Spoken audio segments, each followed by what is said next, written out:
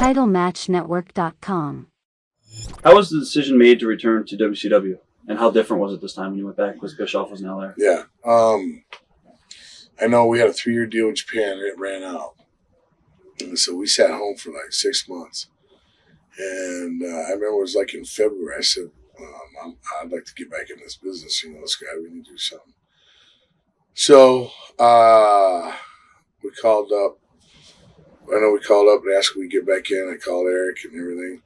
And I called Sting, you know, get a few good words. And Eric met with us, and he offered us something really low, you know. And my brother just out of the blue stood up and said, well, if you get more money, then call us. So we went home. Before I got home, Eric called me and said, what the hell are you doing, you know? Because we were supposed to come in and wrestle the Nasty Boys. Right. And my brother just didn't do it. So I said, oh, shit. So now he's pissed. And then Flair called my brother up and said, you'll never work it for this company again, you know. And, you know, you guys screwed yourselves over. And Eric was pissed. So I called him up, talked to him, Eric, one more time. And I called Sting again. And I think Scotty called DDP. So we got one more meeting with him at some bar. We met with him. And he brought us in. And he paid us like, first starting out was like $2,000 a show.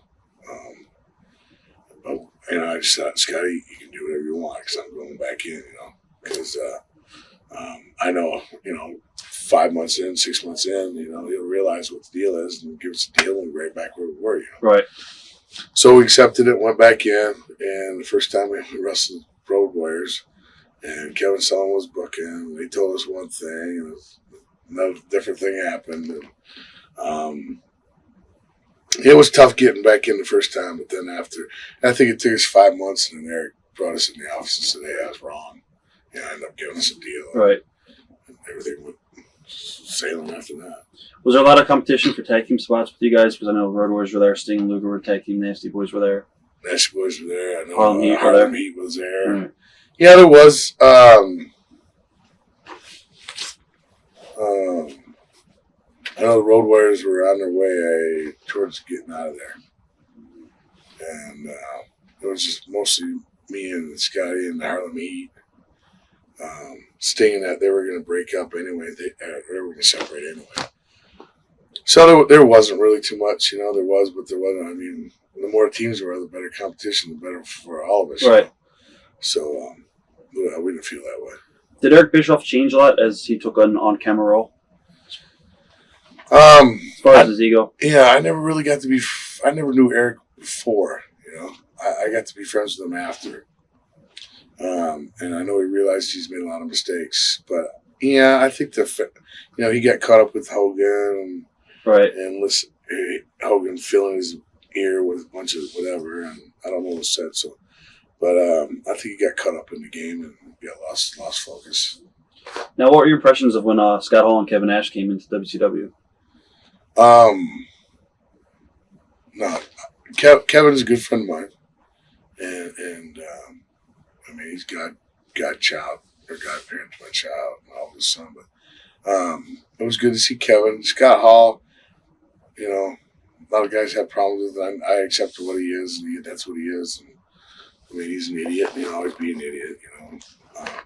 But I thought it was good. I mean, you know, a lot of guys a lot of guys get real caught up in the business, and if another guy comes in, they feel like they're taking their territory and they lose money and they're taking my spot, and you know they're gonna, you know, it's like a fight.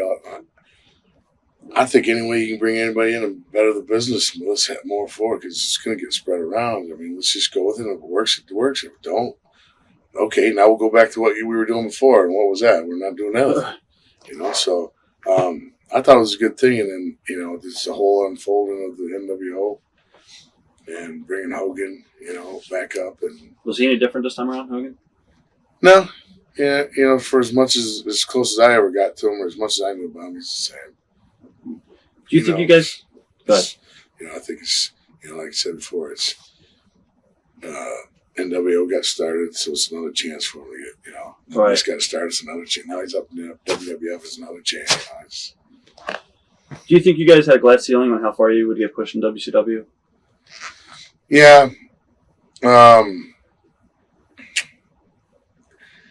everybody knows this. WCW is just a place you were limited because the people there was nobody there that really had any good ideas. There's, nobody. It was a great place to work, and Turner had a lot of money, and at times there things were going, like for 5, 6, 8 years, maybe 5 years, the NWO and things went good, but even with that whole unfolding of that whole thing, that could have had some better direction, and it didn't. They could have really blew the roof off with that thing. We could have really did some stuff. Yeah. But, Eric got caught up with Hogan and then the egos, and he was fighting with Kevin Nash and then with Bret Hart, and he wanted to be in, it was just so much shit going on. Nobody really had control. Eric had control, but he didn't. The boys ran it. Yeah, the boys ran it, and look where it is now. It ran right in the ground, and it ain't there anymore. Were you guys ever frustrated with the lack of consistency with storylines and stuff? Well, when we come back in there, and what, it was 93, 94 when we come back in there? Eric was just taking over, and then like a few months later, it was the NWO,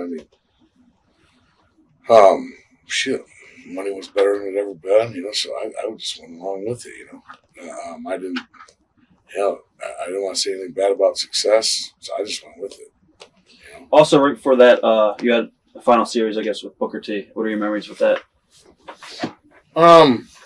That was that whole thing with Booker is he went to the NAACP and bitched and moaned saying there wasn't a black champion.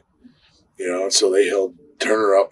Turner's one of those guys that doesn't want any pressure from anybody. We're in Atlanta, so you got to, so that Booker T, everybody thinks Booker T was there because it's politics, the black thing. He pulled the black card, ace again, ace of spades the way he is, and then they had to go with it, Turner went with it. Booker's a good worker, he does a lot of good things, I like to work with him, he's a little overconfident of himself, but he still says he's one of the 3 best workers in the business, and he ain't that good. Obviously, you can see where he's at now. But with Eric still in charge, yeah, I didn't agree with a lot of those like Vampiros and guys like that coming in. The NWO thing I thought was a good thing. My brother got a lot out of it. Sting got a new character out of it. Right. I know it didn't work well for Lex, but like I said, we all rode that wave. Everything was going good, so nobody could do anything wrong. And the money was coming in, and that's basically bottom line. Everything was getting money. Did Eric become harder to deal with when he was beating Vince, or started losing to him? Yeah, I think there's times there he felt the pressure to come up with new ideas. That's how I think Hogan swayed him. That's when I think he got caught up in himself and being on TV. Is that at what point do you think he lost control around this time? Yeah, I think it was as soon as when he started listening to Hogan. Not saying that Hogan was bad or anything, but when he stopped being in control and coming up and telling these guys what they're going to do and then coming down to their level and asking them what we should do, I think that's when we lost. Right. And that's when Kevin, took advantage of, like anybody else would, took advantage of the situation, and him and Scott took advantage of it, and then they got in conflict with Hogan, and they ended up with them guys, and Bret Hart, and everybody got, once it all starts, everybody gets involved, and everybody's got their issues, and, it's too bad. What are your thoughts on the success of Bill Goldberg, and how did you feel about his big push, being a vet and him not paying his dues and stuff? Well, you know what? They say he didn't pay his, and I'm good friends with Bill, and so I'll be kind of partial, but Bill played football his whole life. He went to college. He was successful in college, and he went out to pro. I could probably count the number of guys we got in our business that were successful in some kind of amateur and professional level. They're not hardly any. Most of the guys are gym brats that came out from anywhere. So he's been successful. He knows about paying dues. He's been out in that 100-degree weather during the field and getting in shape and running and doing all that. So in a way, he's paid bills. Wrestling, yeah, he didn't pay any bills, but it's like that old thing. Hogan, what dues did Hogan paid a few dues, but he was in the right place at the right time. He did a movie. He come on. They took the business to another level, and better for all of us. Bill, we needed somebody. We didn't have anybody at the time. Hogan was down. The business was down. It was Bill's 300 pound plus. He looks apart. He's aggressive. And the moves he does are crisp and they're pretty solid. It's just it's just like Austin or Rocker. I think he's in the right place at the right time, and there was nobody else. So I think they went with him, and he was believable. Do you feel like Kevin Nash in politics killed his push? Yeah, I think between Kevin and Hogan and Bret Hart, Scott Hall, all of them. Once it got to be just a Shark Tank. You had to fight every day for right. all those four, and then Sting, he wanted to still be in there. Lex wanted, so it was a constant fight all the time. And like I said, instead of having someone in charge, he dropped down and what should we do? So I think they all had a stake in Bill Goldberg's deal. What are your memories of the angle you guys did with Judy Bagwell after the actual real injury with Marcus Bagwell? Were you for or against it, or was it just it was one of those things, okay, this is something new. It can't work. I can use some guy's mother, Right. But, it was, a lot of people remembered it. A lot of people thought it was something, I don't know. I look back at it, if I had to do it again, I probably wouldn't have done it again, But what are your memories of your matches with Chris Benoit, your series with him?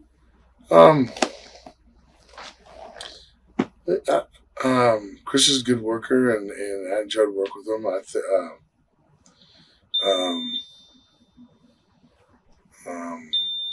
He deserves what he gets. He's gotten. I think he's done well for himself. I had good matches with him. I don't have anything bad to say about it. I think everything was good. All right. Now, when Eric Bischoff left and Vince Russo took over, did you stay in touch at all with Eric? Yeah. Yeah, I still talk to him once a week, and I still talk to him now, maybe once a couple of weeks or something like that. But yeah, I talked to him a little bit. He was stressed. 5 years of listening to everybody and putting on all those, promising everybody everything and having to deliver. And right. I think he'd had enough. Mentally he was fried. He needed a break. But I think the true end when it came in there was a guy in charge below Turner, and he went to the New York Yankees. Steiner. No, the guy was with Turner. I can't remember his name. But anyway, he was in charge for all this time. He was basically the underlying guy he's always been there. And when he took another job to go to the Yankees and announced it, that's when they brought in Bush? No, before Bush. They brought. What's the guy who was in charge above Bush? What was his name? Shit. I'll think of it. Anyway, Siegel. Oh, Brad Siegel. When they brought Brad Siegel, that was the end. Right. Now, I guess when they brought Eric and Vince Russo back together at one time, was the locker room divided politically at the time? Yeah. Vince had his boys, and Eric had his guys, so now we figure, well, we're going to get a fair shot, Right. And then when Russo went behind, kept going behind Eric's back, and finally Eric just had enough and backed down, and one way or the other, and so they sent Eric home, and it was shit. Did you have any discussions at all with Kevin Sullivan or Bill Bush over your direction at all? I'd asked Sullivan. He wanted to do that varsity club thing. He tried it for a couple weeks and they didn't do anything. It was Kevin Sullivan. I just think he was another guy looking for a paycheck. He'd run out of ideas. You know, he's in that Dusty Rhodes era, and he had rehashed everything that'd been rehashed, and he was so into that devil and evil shit. You know, Kevin had some good ideas, and you know, he may still have something, and you know, he's better than Russo. You know, and but I think Kevin, you know, just he just wore out from business too. You know. What did you think, and what was the vibe in the locker room when Chris Benoit, Dean Malenko, and Eddie Guerrero and all those guys left in Perry Saturn? Yeah, I said, go ahead. All right. Leave. Did you ever? If you think you can get a better deal, leave. You know, hell, better, more power to you. It's like Benoit. I said, Benoit will do something. The other guy, you know, like Sean or was Shane Douglas. I know he wasn't going anywhere. He was just in that clique just to hope to get a ride, and he ended up getting singled out. Perry had some talent, but you know, like Eddie, I thought he had a great gimmick. I don't know why he got dished off, but I mean, it was a good thing. But hell, in this business, if you're gonna make a stand for something, you better be ready to live by what you shoot your mouth off about, and they did, and more power to them. What are your thoughts about what went down between Hogan and Russo at the Bash? There's just more shit. Russo shit, you know, no respect for a guy like that. I mean, you can walk down a hotel, airport concourse, let Hogan walk down and let Russo walk down. Who are the people going to recognize? I mean, Hogan's been out of it. He's old. He's washed up. He can't move. He can't do shit. But God dang, there got to be something you can do with a guy that's got that much still notoriety. Right. You know? And it just got to be a personal vendetta, you know? Stupid. What do you say to people like critics that say that Rick Steiner became lazy during the last few years in WCW?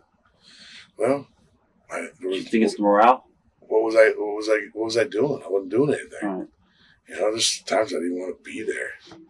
You know, I wasn't. You know, they weren't using me. They weren't doing shit with me. And like, you know, why take a chance getting hurt or something else? You know, so I really didn't give a shit. And I'd see these guys like Van Piero and all this other shit, and just pissed me off. So I just did what I had to do. Did you think Eric Bischoff was going to buy WCW at the one point? Yeah, we were all banking on it. You know, from February, like January after Christmas till before April. There, you know, we thought he had all the backing, everything was fine. He told me a couple times, "This thing will be done here in a couple weeks. This thing will be done here in another week." You know, he kept telling me that. You know, and so. But then after a couple times when he told me it should be close, I don't know, something's going, you know. And then it was like 2 weeks and it was gone. How did you find out about WWF buying WCW? Eric told me. Eric told you? Yeah. Were you in shock or? I said, oh boy. Yeah. Yeah, I was like, oh shit, now what? You know, now what's gonna happen? The guy's got a monopoly on the business. You know, nothing good happen from it. You know. Do you think he'd take you back, or did you realize that you're I knew I wasn't going back. I mean, I never really got anything good out of it the first time, and at my age and everything, I knew I wasn't in a good spot, you know. But Japan's worked well for me, so I'm fine with that. Now, the final Nitro, did you have any interaction at all with Shane McMahon or no? I was there. He come in the room, had his meeting. He said hello.